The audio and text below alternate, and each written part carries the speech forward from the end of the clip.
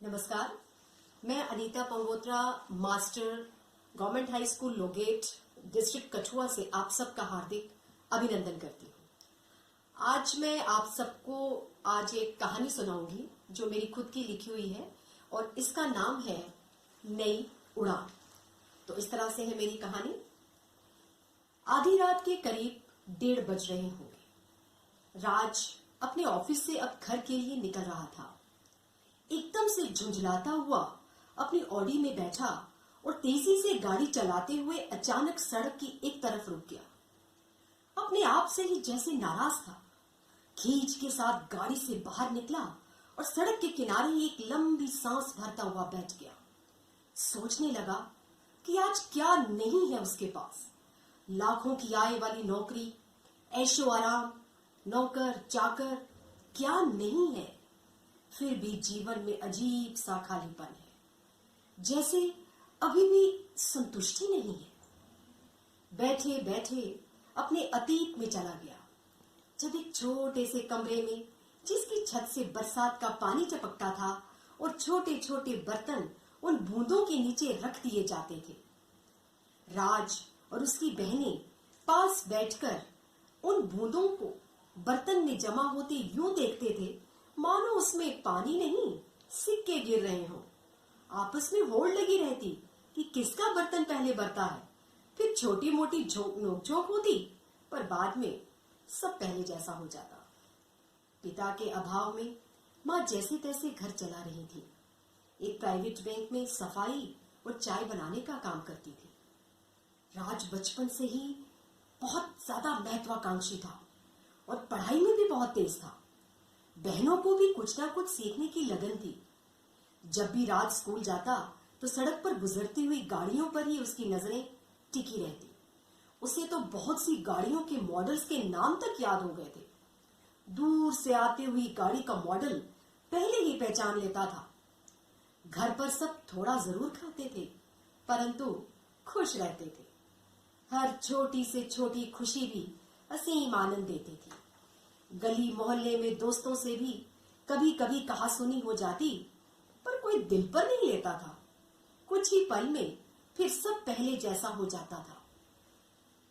समय का पहिया चलता रहा। राज और उसकी बहनें अब जवान हो रहे थे। राज को अच्छे कॉलेज में एमबीए में दाखिला मिल गया, साथ ही स्कॉलरशिप भी मिलने लगी। मेरिट में नाम जो आया था, और बहनें भी अपनी काबिलियत से छोटी मोटी प्राइवेट नौकरी करने लगी थी। माँ का काम करना छुड़वा दिया था। उधर राज को लग रहा था समय इतनी धीरे क्यों चल रहा है। काश जल्दी से पढ़ाई खत्म हो और किसी बड़ी कंपनी में काम मिल जाए। वाह, फिर क्या कहना, ऐश ही ऐश। माँ समझाती कि हर चीज का समय होता है, मेहनत का फल भी समय आने पर ही मिल जाएगा। पर राज की सोच को तो जैसे पंख लग गए थे। एमबीए के लास्ट सेमेस्टर में उसकी प्लेसमेंट मल्टीनेशनल कंपनी में हो गई और वेतन भी ठीक ठाक था। यही तो वह चाहता था। राज ने काम करना भी शुरू कर दिया। पहले तो सब ठीक रहा। बहनों की शादी भी अच्छे घरों में हो गई। माँ का भी खूब ध्यान रख रहा था, आखिर उनसे प्यार जो करता था। कुछ समय बाद राज की भी शादी हो गई और उसके घर भी 2 नए मेहमान आ चुके थे।